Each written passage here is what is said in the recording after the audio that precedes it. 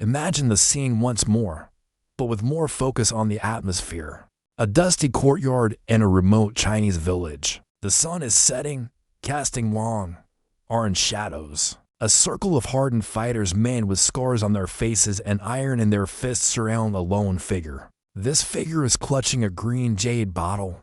His clothes are torn, and he is hiccuping. He looks like he could fall over if a light breeze hit him. The fighters laugh. They see a victim. They see a man who has lost his dignity to the bottle. But as the first attacker lunges forward with a deadly spear hand strike, something impossible happens. The drunk man doesn't block. He doesn't even seem to move on purpose. He simply slips. He falls to the side in a way that looks like an accident. But as he falls, his elbow strikes the attacker's ribs with the force of a sledgehammer. Before the second attacker can react, the drunk man has spun 360 degrees on one heel, his leg snapping out like a whip. This is not a man who is out of control. This is a man who is in perfect control of a chaotic system. This is Zhuge Quan, the drunken fist. And while many have tried to mimic it, only one man turned it into a universal language, Jackie Chan. Today, we are going beyond the comedy. We are going to answer the question that has haunted martial arts fans for 50 years. Is this a legitimate combat system, or is it the greatest trick ever played on an audience? Welcome to a 20-minute journey into the soul of the drunken master. To understand why Jackie Chan chose this style, we have to look back 1,500 years. The drunken fist isn't a single style. It's a category of movements found in many traditional Chinese martial arts, from Shaolin Kung Fu to Choi Li Fut. It is deeply rooted in Taoist philosophy, the idea that softness can overcome hardness and that the unpredictable is more dangerous than the planned. The core of the style is based on the 8 immortals. Each immortal has a drunken personality. For example, Lu Dongbin fights with a hidden sword and moves with a deceptive elegance. Iron Crutch Li fights as if he has a lame leg, using his perceived weakness to lure enemies into range. When a student learns Zhuge Quan, they aren't just learning how to punch. They are learning how to be an actor in the middle of a life or death struggle. In the real world of ancient China, this was a tactical necessity. If you were an underdog, smaller, weaker, or outnumbered, you couldn't win a fair fight. You had to cheat. You had to lie with your body. By acting drunk, you mask your intentions. Your opponent cannot read your telegraphs because your whole body is constantly moving in rhythmic, swaying patterns. This is the art of deception in its purest physical form. In 1978, the Hong Kong film industry was dying. Everyone was tired of Bruce Lee clones. Jackie Chan was just another stuntman until he met director Yuen Woo-ping. They decided to take the character of Wong Fei-hung, a legendary, serious hero, and turn him into a mischievous student who learns the drunken fist from a cruel but brilliant old master. This was the birth of action comedy.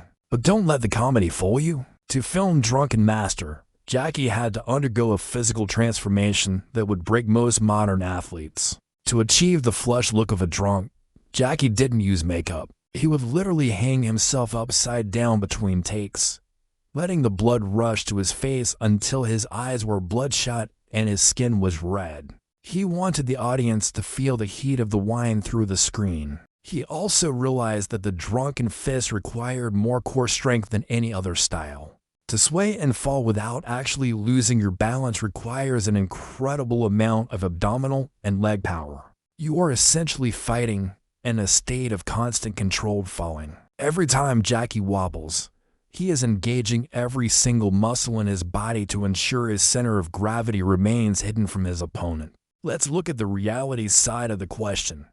Why does this work in modern sports science? We talk about reaction time. When you fight a boxer, you look at their shoulders and their eyes. You know where the punch is coming from.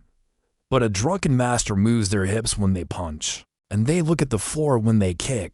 This is called non-telegraphed motion, because the Zhuge Quan practitioner is always swaying. The start of a punch looks exactly like the start of a stumble. The brain of the opponent cannot distinguish between a mistake and an attack. By the time the brain realizes it's an attack, the fist has already landed. Furthermore, The drunken fist uses momentum conservation. If Jackie is pushed backward, he doesn't try to stop. He uses the backward energy to transition into a backflip or a spinning heel kick.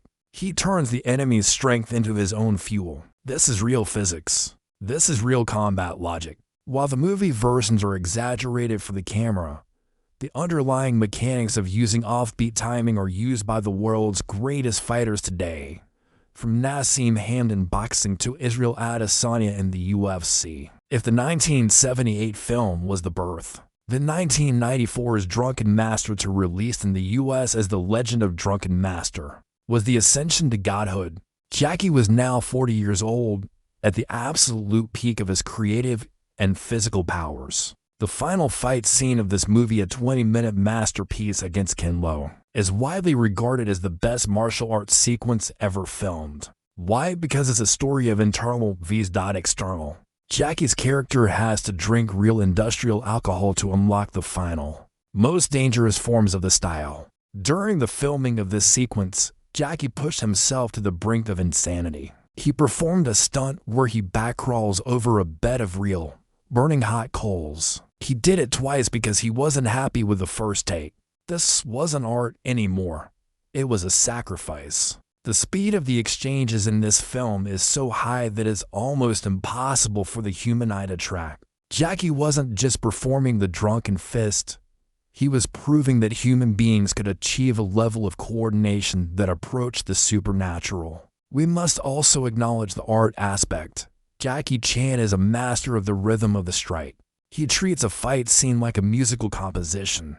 There is a beat, a rest, a crescendo. When he uses the drunken fist, he adds a layer of physical slapstick that makes the violence palatable. He uses the wine gourd as a prop, a shield, and a weapon.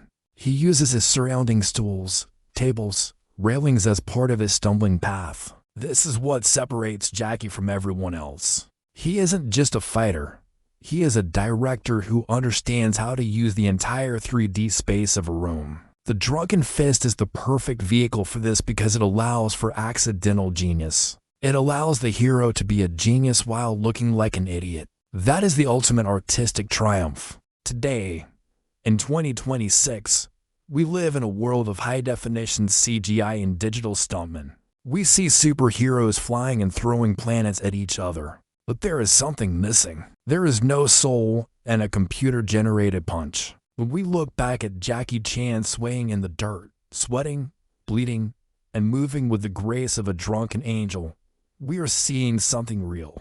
We are seeing a man who spent 10 years in an opera house and 30 years on movie sets to master his own body. The Sorhozhumruk might not be the most practical style to use in a street fight in its pure form, but the philosophy of the style is more relevant than ever. It tells us to be flexible. It tells us that our weaknesses can be our strengths. It tells us that even when the world thinks we are falling, we can be preparing our most powerful strike. If you have made it this far, you are a true fan. You aren't just looking for quick clips. You are looking for the story behind the glory. You understand that Jackie Chan isn't just an actor. He is a cultural treasure who bridged the gap between East and West through the power of his spirit and the speed of his fists. This channel is dedicated to that spirit. We aren't just here to watch fights.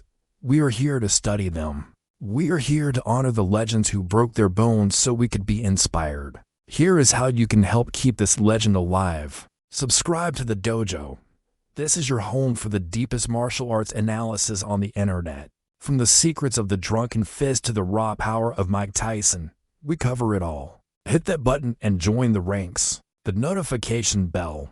We have some massive projects coming up. You don't want to miss our Bruce Lee versus the World Deep Dive or our analysis of the 3 best stunts Jackie Chan ever survived. Turn on that bell. The grand debate.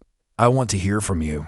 In your opinion, is Drunken Master truly the best fight scene in history? Or is there something else that takes the crown? And if you could learn one immortal form, which one would it be? I'll be in the comments section waiting for your answers.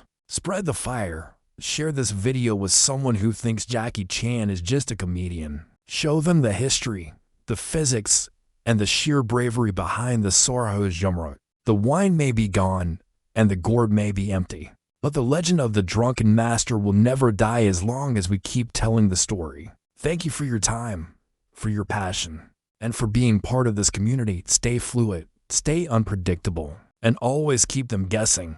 I'll see you in the next one.